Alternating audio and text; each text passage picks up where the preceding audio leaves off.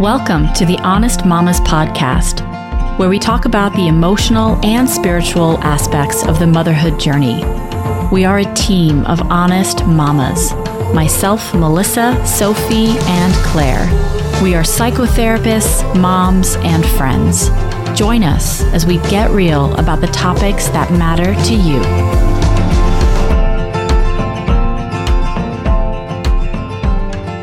Hello, everyone, and welcome to episode 31 of the Honest Mamas podcast.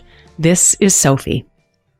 Today, I was fortunate to connect with Jessica Porten and to hear her story. Jessica is a mother from Sacramento, California. She went for an OB appointment 4 months after giving birth to her baby. It was during this appointment that Jessica told the nurse practitioner that she wanted to talk about possible medications that she could take or therapy that she could try to deal with her postpartum depression. Rather than provide support, the nurse practitioner instead took drastic action against her. Jessica was informed during the appointment that the police were on their way to assess her mental state. Jessica took to Facebook to write about her story, in which she shared how terribly she was treated. Her story sheds light on the lack of skilled training in the healthcare system around postpartum depression. Here is my interview with Jessica. Hi, Jessica. Thanks for being here today. I really appreciate it. Welcome to the Honest Mamas podcast. Thank you so much for having me. I appreciate it. Yeah, I just, first of all, want to say thank you so much for sharing your story.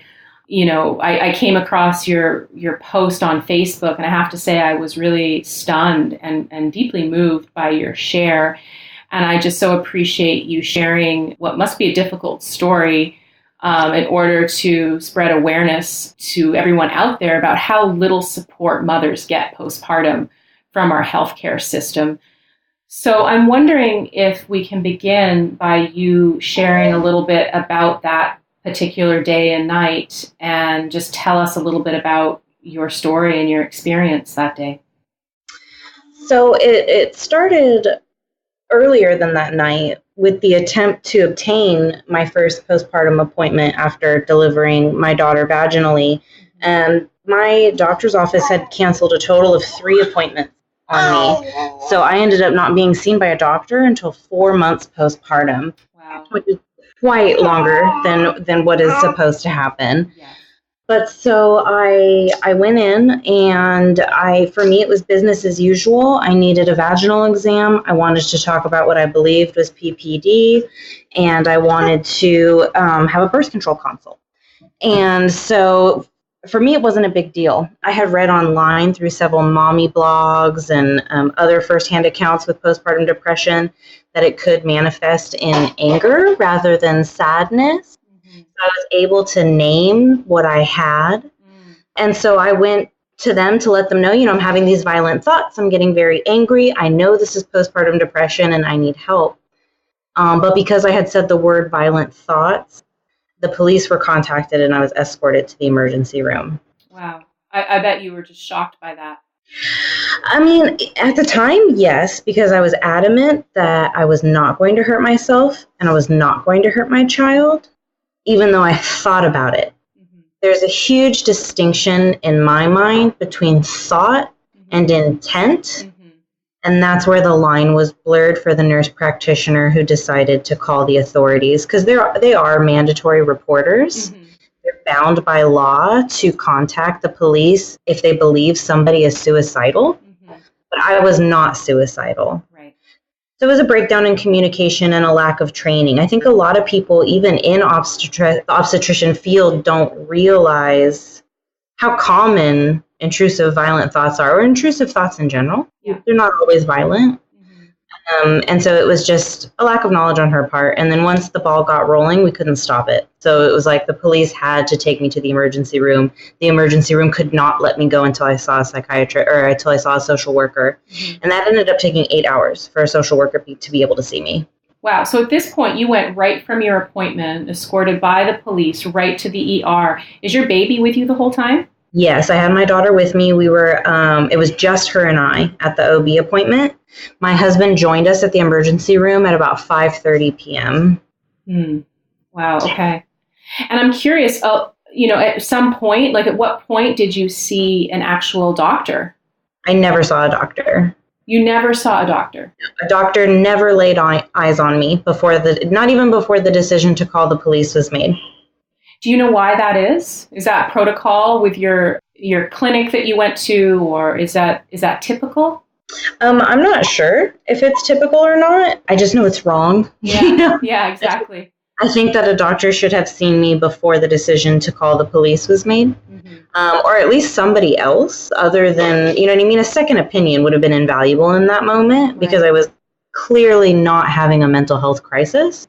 I'm just a regular mom with a regular postpartum maternal mental health disorder who was reaching out for help. And I did not get what I needed or what I went there for. Yeah, exactly. Yeah, and so tell us a little bit then, when you're at the hospital, I mean, you're waiting for a long time. You obviously have your daughter with you. You know, she has needs and you're in the ER. I'm sure she didn't really get to nap and do the typical things that babies need to do. And so at what point did you finally see, and did you say you saw a doctor in the ER or no? Never saw a doctor. You never saw a doctor. So then tell us a little bit about what happened around your discharge. So the social worker comes in and she determines that I do not need to be put on a involuntary psychiatric hold, because that's what this was all for, was to determine if I needed to be held in a psychiatric hospital, if I was in fact a danger to myself or my children. She determines that I am not. And she reviews some resources with me. So she has pamphlets for like local postpartum depression support groups. She gives me the information for an emergency mental health care clinic, and then tells me to call my general practitioner to get a referral for a psychiatrist. And at that point, it's like, why are we not helping mothers make these appointments? You just put me through 10 hours of this, and you're going to tell me that it was all for nothing and that I still have to call the next day to make my own appointments, to advocate myself for myself on this. And to me, that was just ridiculous, because I have this crazy good support system at home, and I could only think about people that don't, and who would feel so defeated after what was supposed to be maybe 2 hours at a doctor's office turned into a 10-hour ordeal. What if I had work that day? Exactly. What if I had other commitments for my children? You know, it could have been, I kept thinking about other people and how so devastating this could have been for them. If it was devastating for me, what would it be like for somebody who was in a worse off position? You know, and I just want to there has to be something in between. We're committing you to a psychiatric hospital, and here's a stack of papers. Go advocate for yourself. There has to be something in between there. And so that's what I'm working on right now. Fantastic. So this experience is really kind of revealed to you, and I'm sure many people who have had similar experiences or listened or read your story, that there's this gaping hole in the system that doesn't support women who need help between those extremes, right? Between those two poles that you're describing. And there are a ton of resources. Now I'm being, shown all these resources out there, all these support groups and things like that. And what I'm hoping for is that we can move away from community outreach and have this be institutionalized outreach. Why aren't we having somebody in the hospital scheduling the first postpartum visit for these mothers? Why is there not additional screening for NICU mothers? Because my daughter was in the NICU for 2 weeks. She had aspirated meconium. NICU mothers are at a significantly higher risk for developing a maternal mental health disorder. We need to have additional screening for them, maybe at-home visits for NICU mothers. I really think that institutionalized outreach rather than community outreach is where we need to move towards. We see other countries already doing this, and they have super low maternal and infant death rates. And I think we should be replicating it and trying to even build upon it even further. Yeah, I wholeheartedly agree with you. It's such a good point you're making. And, just the whole maternal mental health support within the medical model and the medical system. What you're saying is make it more institutionalized. Even for the most regular routine birth, if there's such a thing, it can be incredibly traumatic for some women. And some of my colleagues and I have been talking, like just some counselor coming in saying, how was that for you? Like, how was that experience for you? This incredible life-changing experience of going through birth, just some type of check-in around your mental health and well-being after that experience. It seems to be totally absent from the system. Yeah, I agree. There was, because I had a NICU baby, a social worker did come and see me in my hospital room while I was recovering. And that's great. That type of institutionalized outreach is great. Let's take it one step further and let's call moms after they get home at 3 days, at 2 weeks, at 2 months, and at 6 months. Because as I'm sure you know, maternal mental health disorders can present much later after you get home. It's not always within the first 2 weeks. And that is an area where we are having mothers slip through the cracks. Yeah. And we need to catch them. Really good point. So I'm curious, you asked actually some really important questions in your Facebook post. One of the questions that really caught my eye is, who's actually capable of making these changes? Because we're talking about where we see the gaps, where we see that there needs to be more support. So for people listening and people who are moved by your share, how do we go about finding those key people, reaching out to those people who are actually in a position of power to make these changes to standard protocol? And how do we contact them? I mean, I don't know if that's something in going through this experience in your research. How do we take that next step to make change? So there's a couple different ways. You can go to higher ups at hospitals and suggest institutionalized changes there. Another really effective way is to enact legislation that requires insurance companies to have case management for maternal mental health disorders. So for example, if somebody presents with back pain or a broken arm, insurance companies have case management systems for those ailments, and they have nothing for maternal mental health disorders. So we need to have insurance companies have case management systems. We also need to have state insurance have case management systems. So that would be Medi-Cal here in California. And hopefully one day all of this can be under one big umbrella in what we call best clinical practices, which is just tried and true things that have been done in office settings for patients. When we can get best clinical practices surrounding maternal mental health care and implement those on a national level and hopefully one day a worldwide level. Yeah, I totally agree. Well said. I know from this experience, it's really opened up a lot for you. And you've been recently working with 2020 Mom, that nonprofit of the Federal Maternal Health Lobby Day and the leading advocacy movement for maternal mental health, the MMH in California. I'm wondering what your experience has been like working with them. And I know there was a rally in Sacramento. Wondering if you can just share some of your experience connecting with them and how that's been for you and what you've learned in that process. So what I've learned in that process is that change can sometimes happen slowly. And so now that we have this sort of social media movement around maternal mental health care, we can start lobbying our legislators to enact some real change. Because right now, there's a lot of people with good hearts and good minds with programs and support groups and psychologists and therapists all working together on maternal mental health. Let's get those people at the same table with legislatures to come up with some actual hard change. Let's move away from community access and move towards institutionalized outreach. So working with 2020 Mom and doing the rally, it was great for spreading awareness and for being around people who had also gone through some sort of maternal mental health disorder. The solidarity was amazing to be able to be around all of them. Yes. I bet. Thank you. Thank you for sharing that.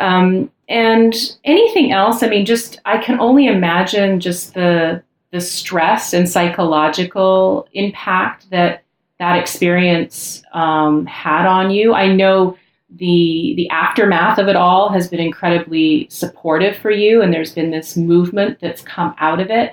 But I'm wondering on a personal level, if you wouldn't mind sharing how this experience has really impacted you as a mother and your family, and how you relate to your mental health right now, and So I'm definitely getting better. Because I was having what I would describe as kind of like episodes of rage about once every 3 to 4 nights. I would get really, really overwhelmed in the middle of the night and have to hand the baby to my husband and go take a break. Mm-hmm. I haven't had to do that in a while. My patience level is not where I want it to be at. Yeah. But I feel like my hormones are balancing out. So that's been really nice. This has put a strain on my family, but I think my husband is just amazing, and he understands how important it is to not only me but the world, just mothers in general, to spread awareness about this and lift them up. So he's been extremely supportive, extremely understanding, but we are all tired, I will admit that. I bet you've been getting a lot of, just a lot of support, but also a lot of people reaching out, and I can imagine that's exhausting.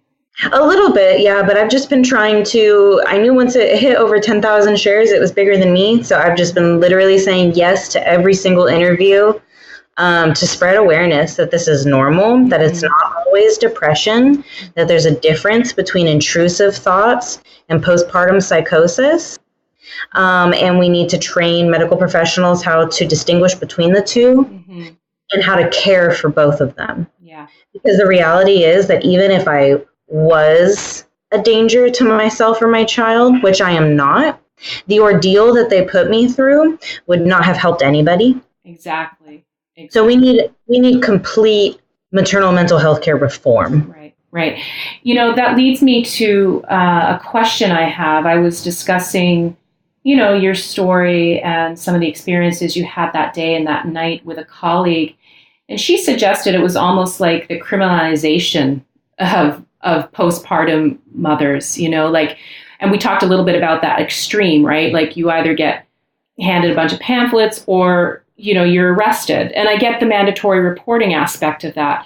But I'm wondering about your experience with the police, and if you kind of felt in a way that criminalization, if you felt like a criminal, if you felt like you were being treated, that you were a threat somehow. I'm curious about that experience. So for me, when they told me that the police were coming, I was scared. Yeah. When the police got there, they were really great. Okay. They were very reassuring. They could see I was not in the middle of a mental health care crisis and that this was unnecessary. Oh. And so they were really reassuring. They allowed me to drive my car. One of the police officers parked it for me because I'm not very good at parallel parking, and the hospital was downtown. Okay. Like, they were very reassuring. The point in time in which I felt treated like a criminal was in the emergency room. And that was because they took away my clothes and my shoes, which they do as a protocol to protect people from poking or hurting themselves with anything that may be on their person, which is a great protocol to have for people that are in a true mental health crisis. Yes. Yeah. I was not, Yeah. And I had to wait 10 hours for somebody to officially say that I was not, when it was very clear from the beginning. So that was where I was made to feel like a criminal, was being stripped of all of my things, having the babysitter watch me. It also just felt very, how would I say this? They were just going with the motions, because even though they took my clothes and my shoes, I was allowed to keep everything that I needed for my baby, and they didn't search my bag. So they were following a protocol by taking, my quote unquote belongings, but they're not. So they obviously know I'm not at a risk for hurting myself or my child if they're not even going to search my diaper bag. Right. You see what I'm saying? Yeah, I do. It's inconsistent. Yeah. And they're following protocols because they're mandated reporters or because of this or, and it's not helping anybody. Why are we doing it? Why is this a protocol when we're not helping everybody? So, since we're talking about this whole idea of the criminalization of the postpartum mom, and the police were called, you went to the emergency room. I'm curious, when you did start to feel like you were being treated as a criminal in the ER, psychologically, mentally, just the impact of that experience. I mean, I can imagine, it sounds like you were in a certain state where you were grounded. You had things together, but I'm wondering if someone who had trauma from being treated a certain way, maybe someone that has a history of being treated like a criminal because of skin color, because of whatever. It's just, I'm curious about how you could imagine that being an impactful, negative, painful experience, mentally and psychologically. I just, like I'll share this with you. When we were at the emergency room, I looked at my husband and I was holding my baby and I said, what if we were Black? Yeah. Or what if we didn't speak English? And like that thought scared us about how we would be treated differently in this situation, whether it be at the obstetrician office or at the emergency room. And I don't think anybody should have to be afraid to go to the doctor. Yeah. So we have a lot of work ahead of us. We have to normalize the condition amongst, just the general public. We have to educate our medical professionals, anybody that comes in contact with a mother, from the obstetrician to the pediatrician, everybody in between. Yeah. And we need to have outreach to these people. We need to stop expecting postpartum mothers to care for their newborn and advocate for themselves. It's a tall ask. It really is. It is. And so as far as the criminalization, I know that after I left that emergency room, I was angry, I was traumatized, and I was extremely sad. I was scared for other mothers. And all I can say is I'm so happy that the post went viral, because it was not only healing for me, getting all the solidarity and support that I did, but I know that it helped a lot of other women too. Because a lot of women come to me and said, me too. Oh my gosh, I have intrusive violent thoughts. Now I know that I am normal. This is normal, Yeah. And just because you have these thoughts doesn't make you a bad mom. No. I mean, to be honest, I don't know in my community and my colleagues, the women I speak to, mothers, friends, neighbors, I don't know any mother that can't relate to that on some level, with the amount of sleep deprivation, the psychological transition of becoming a mom, all of the demands. I mean, it makes complete sense that would be there.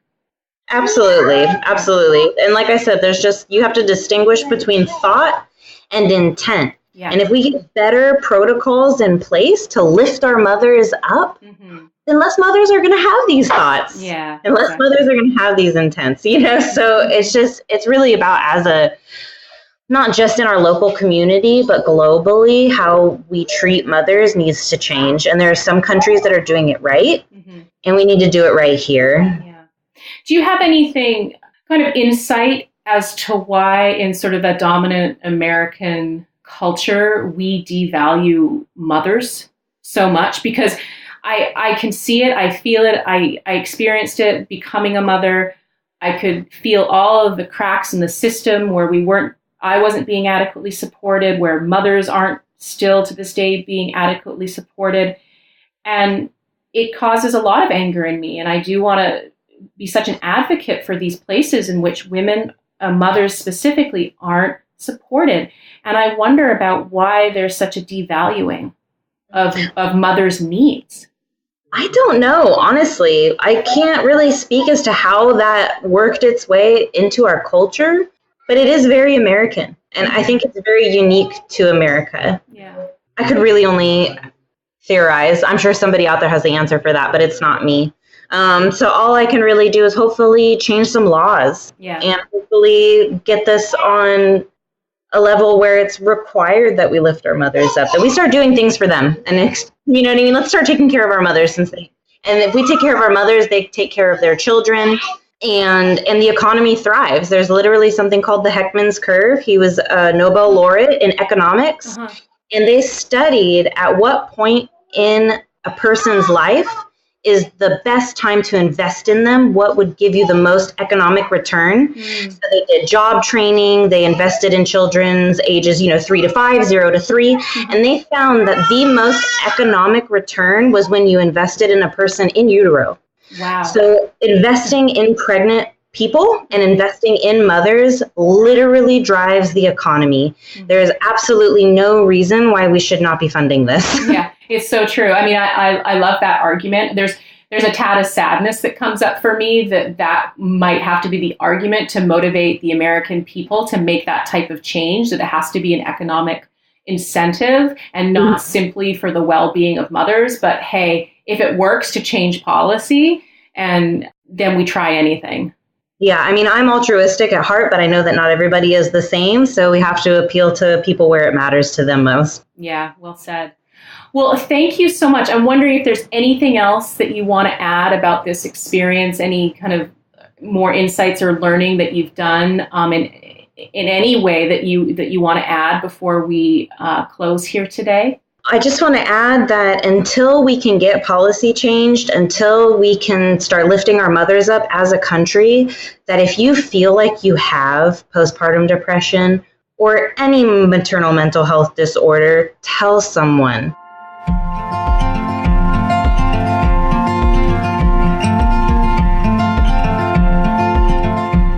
Thank you so much for joining us for today's episode.